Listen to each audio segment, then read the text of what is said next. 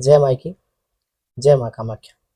बगलामुखी अष्टोत्तर सतनाम पाठ की संपूर्ण विधि, लाभ और दिव्य रहस्य। क्या आपने कभी सोचा है कि माँ बगलामुखी के केवल 108 नाम का श्रद्धापूर्वक स्मरण भी साधक के मन को अद्भुत स्थिरता और साहस का अनुभव करा सकता है?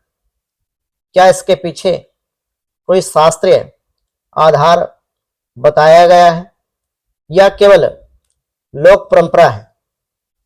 आज मैं आचार्य प्रदीप हम इस रहस्य से पर्दा उठाएंगे। कहा जाता है कि अनेक साधक किसी भी बड़े अनुष्ठान से पहले माँ बगलामुखी के अष्टोत्तर सतनाम का पाठ करते हैं, जो माँ बगलामुखी के 108 नाम बताए गए हैं।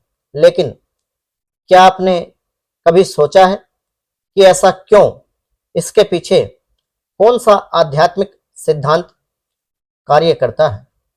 यदि अष्टोत्तर सतनाम का उच्चारण सही विधि, सही शास्त्र सम्मत तरीके से किया जाए तो यह केवल नामों का पाठ नहीं रह जाता, बल्कि देवी के विभिन्न स्वरूपों का स्मरण बन जाता है।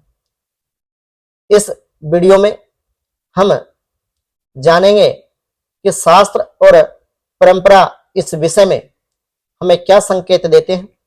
बहुत से लोग केवल नाम पढ़ते हैं, लेकिन कुछ ऐसी छोटी छोटी बातें जिन्हें जाने बिना वह पाठ, वह साधना या पूजा अधूरी मानी जाती है। आज आप वे बातें भी जानेंगे। क्या सुबह पाठ करना श्रेष्ठ है या रात्रि पाठ करना ही उत्तम माना जाता है? क्या पीले वस्त्र पहनकर पाठ करना जरूरी है? क्या बिना दीक्षा के कोई भी व्यक्ति अष्टोत्तर नाम का पाठ पढ़ सकता है? इन सभी प्रश्नों के उत्तर आज आपको इस वीडियो के अंत में मैं एक ऐसी पारंपरिक प्रार्थना के अनुसार आपको बताऊंगा जिसे कई आचार्य मां बगलामुखी अष्टोत्तर सतनाम के बाद करने की सलाह देते हैं, जिससे पाठ का संपूर्ण लाभ जीवन में मिले। इसे अंत तक अवश्य सुने। यदि आपके घर में बार बार तनाव, भय, मानसिक अशांति, नकारात्मकता या फिर आपको किसी केक राय की आशंका का अनुभव होता है, तो यह वीडियो आपको शास्त्र सम्मत उपासना की दिशा समझाने का प्रयास करेगा। वीडियो को आप अंत तक जरूर देखें ताकि आपको संपूर्ण जानकारी मां बगलामुखी पीताम्बरा के विषय में प्राप्त हो। जय मां बगलामुखी, जय मां कामाख्या। सनातन धर्म में देवी की उपासना केवल किसी इच्छा पूर्ति का माध्यम नहीं मानी जाती, बल्कि देवी उपासना आत्मबल, विवेक, धैर्य, ईश्वर समर्पण का मार्ग भी तंत्र शास्त्र में बताई गई है। 10 महाविद्याओं में पूजित 8वीं महाविद्या मां बगलामुखी का स्थान अत्यंत विशिष्ट बताया गया है। उन्हें स्तंभन शक्ति की अधिष्ठात्री देवी कहा जाता है।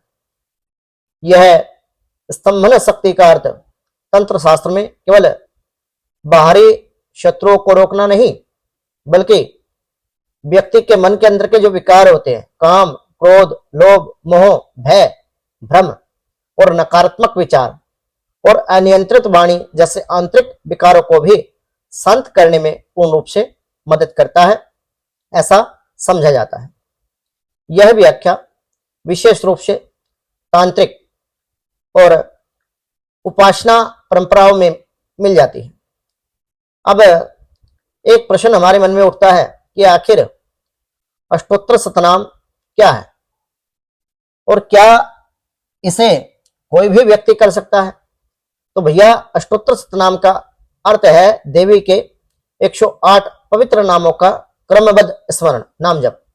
सनातन परंपरा में 108 संख्या का विशेष महत्व माना जाता है। जबकि जो माला होती है उसमें भी 108 मन के होते हैं। हमारे जो तारामंडल है उसमें 27 नक्षत्र बताए गए हैं और 4 वेद और 4 दिशाएं। 27 को 4 से आप गुणा करेंगे तो 108 की संख्या बनती है। उपासना में इस संख्या का बार बार प्रयोग मिलता है, आपने देखा होगा। यद्यपि विभिन्न ग्रंथों में 108 के प्रतीकात्मक अर्थों की भिन्न भिन्न व्याख्याएं बताई गई। जो हमारे ग्रंथ हैं उनमें भिन्न भिन्न व्याख्या भी इसके विषय में बताई गई। इसे पूर्णता और आध्यात्मिक साधना का प्रतीक भी विशेष रूप से माना जाता है। लेकिन क्या केवल किसी देवी या शक्ति के नाम पढ़ लेने से ही पर्याप्त हो जाता है उसकी कृपा प्राप्त करना? अधिकांश लोग भूल कर बैठते हैं। नामों का वास्तविक उद्देश्य देवी के प्रत्येक स्वरूप का स्मरण, गुणों का चिंतन एवं मन को ईश्वर में स्थिर करना। यदि मन बार बार भटकता रहे और केवल शब्दों का उच्चारण हो तो उसका आध्यात्मिक प्रभाव सीमित रह जाता है। मन का भटकाव यदि होगा पूजा के अंदर तो नाम जब भी आप जितना मर्जी कर लीजिए उसका लाभ तो मिल पाना संभवतः ना के बराबर। अनेक आचार्य श्रद्धा, एकाग्रता और शुद्ध भाव पर विशेष बल देते हैं, क्योंकि जब तक भाव शुद्ध नहीं होंगे, एकाग्रता नहीं होगी, तब तक लाभ मिलना असंभव है। मां बगलामुखी का प्रकाट्य पुराणों और तांत्रिक परंपराओं में एक प्रसिद्ध कथा हमें सुनने को मिलती है कि जब इस सृष्टि पर प्रचंड विनाशकारी तूफान आया और असंतुलन का संकट सृष्टि पर आ गया, तब भगवान श्री हरि विष्णु ने एक पैर पे खड़े होकर देवी की आराधना की। उनके तेज से पीतवर्णा मां बगलामुखी पीताम्बरा प्रकट हुई। ये सोमराष्ट्र हरिद्रा नामक समुद्र की घटना मैं आपको बता रहा हूं। उन्होंने उस विनाशकारी शक्ति को शांत किया, अपनी स्तंभन शक्ति के द्वारा इस विनाशकारी तूफान को रोक दिया। यह कथा मुख्यतः तांत्रिक परंपराओं और रुद्र यमल तंत्र जो है उनमें हमें पढ़ने को मिलती है, देखने को मिलती है, तथा अन्य महाविद्या संबंधी ग्रंथों में भी विभिन्न रूपों में इसका वर्णन मिल जाता है। और विभिन्न ग्रंथों में इसका जो वर्णन है उसमें भिन्नता हो सकती है, पर देवी का स्वरूप संरक्षण और संतुलन स्थापित करने वाली शक्ति के रूप में प्रतिष्ठित है। इस प्रकार से ही यह बताया जाता है। इसी कारण मां बगलामुखी को पीताम्बरा देवी भी कहा जाता है। मां को पीला रंग अत्यधिक प्रिय है। मां का जो मंदिर है वो भी पीले रंग से सुसज्जित है। केवल वस्त्रों का रंग नहीं बल्कि ज्ञान, प्रकाश, स्थिरता और मंगल का प्रतीक भी मां बगलामुखी को माना जाता है। मां की जो पूजा की सामग्री होती है, जो द्रव्य होते हैं, वो सभी पीले प्रकार के होते हैं। अष्टोत्तर शतनाम का आध्यात्मिक महत्व। जब कोई साधक ओम बगलामुखी नमः कहता है तब वह केवल एक नाम नहीं ले रहा, बल्कि अपने भीतर देवी की करुणा, देवी की शक्ति का स्मरण कर रहा होता है। और जब साधक देवी की शक्ति का स्मरण करता है तो भगवती विशेष कृपा उनके ऊपर करती है। जब किसी नाम में सर्व दुष्ट विनाशिनी नमः आता है तो उसका एक अर्थ यह भी है, समझ सकते हैं कि साधक अपने भीतर के दोषों जैसे अहंकार, क्रोध, भय, ईर्षा, नकारात्मकता, इन सब को समाप्त करने के लिए मां बगलामुखी पीताम्बरा से प्रार्थना कर रहा है। इसी प्रकार मां के अनेक नाम ज्ञान, करुणा, संरक्षण, तेज और आध्यात्म इस शक्ति का स्मरण हमारे जीवन में हमें कराते हैं। इसलिए परंपरा में कहा जाता है कि नाम केवल पढ़े नहीं जाते, उन्हें जिया जाता है, उन्हें अपने स्वयं के अंदर उतारा जाता है। क्या बिना दीक्षा के अष्टोत्तर शतनाम पाठ कोई भी साधक, कोई भी व्यक्ति कर सकता है? यह प्रश्न हमसे बहुत बार पूछा जाता है। परंपरागत दृष्टि से यदि मैं बात करूं तो तांत्रिक वेद मंत्रों की साधना प्राय गुरु दीक्षा के साथ करने की सलाह दी जाती है। योग्य गुरु के मार्गदर्शन में योग्य गुरु की आज्ञा अनुसार ही करने की सलाह यह दी जाती है। लेकिन देवी के स्तोत्र जैसे चालीसा हो गई, अष्टोत्तर शतनाम हो गए, इनको कोई भी व्यक्ति श्रद्धापूर्वक पाठ कर सकता है। सामान्य ग्रस्त के लिए यह साधना ऐसा नहीं है कि आपको देवी कृपा प्राप्त नहीं करा सकती या फिर देवी के द्वारा आपकी मनोकामना पूर्ति नहीं करा सकती। फिर भी यदि किसी विशेष तांत्रिक अनुष्ठान या बीज मंत्र का साधना का संकल्प हो गया हो तो योग्य गुरु के मार्गदर्शन में आप इसको करें। पहले दीक्षा लें, क्योंकि किसी भी साधना का मूल प्रारंभ जो होता है वो दीक्षा से ही होता है। संपूर्ण शास्त्र सम्मत विधि।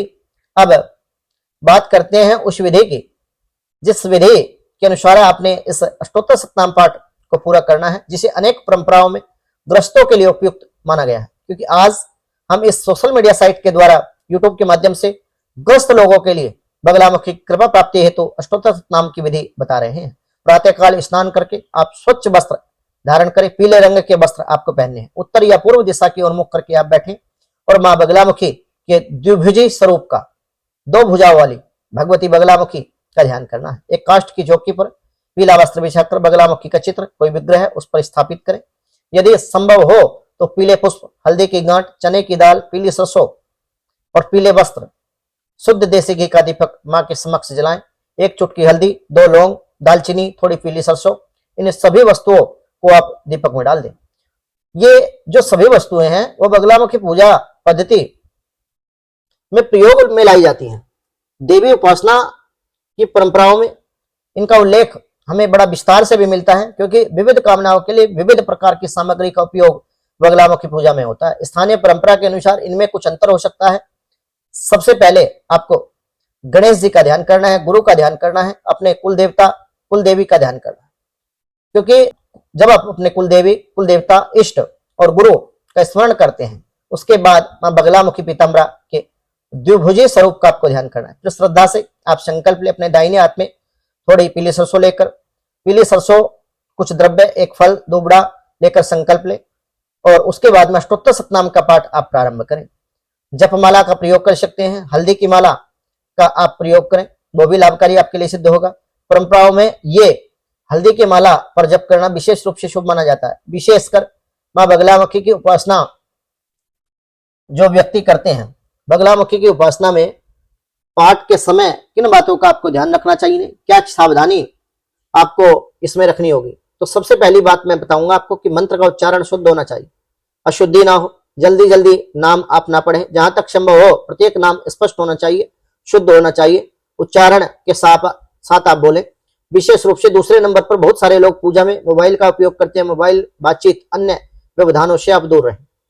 ये मन के प्रति द्वेष रखकर यदि आप पाठ करते हैं किसी अन्य व्यक्ति के प्रति, तो देवी से केवल आप दूसरों की हानि की प्रार्थना करने के स्थान पर न्याय, धर्म, सद्बुद्धि और आत्मल वृद्धि, धर्मपरायण होकर के बगलामुखी कृपा प्रसन्नता हेतु और अपनी स्वयं की रक्षा की भावना यदि रखेंगे तो यही भाव शास्त्रों की व्यापक शिक्षाओं के अधिक अनुरूप माना जाता है।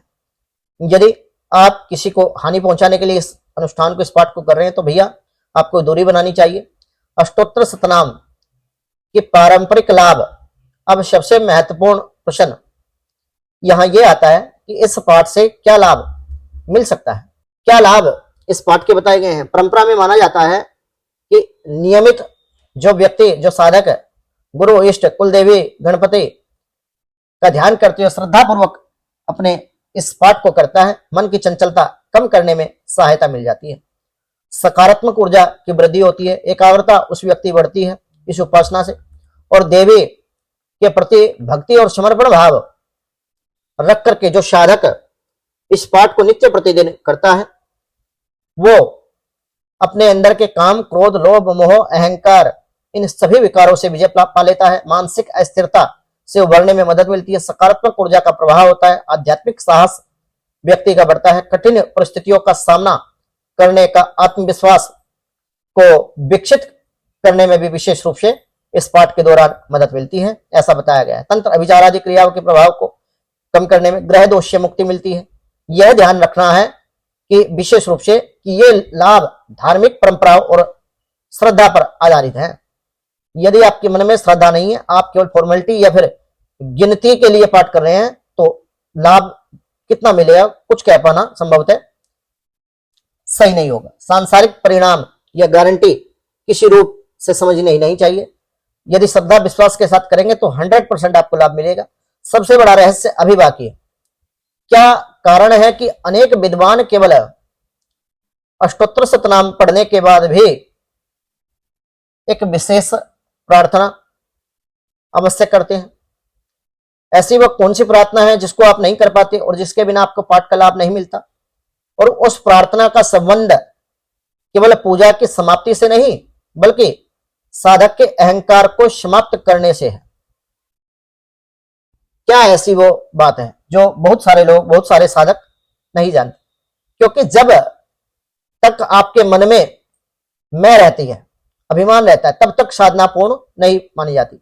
यही रहस्य हम अगले भाग में विस्तार से आपको समझाएंगे, जहां हम अगले एपिसोड में जानेंगे 108 नामों के गूढ़ अर्थ, उनके आध्यात्मिक संकेत, पाठ के बाद की विशेष प्रार्थना और सामान्य भूलों पर किस प्रकार से आप ध्यान दें, क्या चर्चा उसके विषय में रहेगी। क्योंकि ये जो जानकारी है ये सीमित नहीं है, ये बड़े विस्तार पूर्वक जानकारी मैं 3 एपिसोड में भी आपको बहुत कम सूक्ष्म विधि के द्वारा संपूर्ण जानकारी देने का प्रयास करूंगा। क्योंकि अष्टोत्तर शतनाम का जो महत्व है रुद्रविमल तंत्र में बताया गया है वो कोई साधारण नहीं है।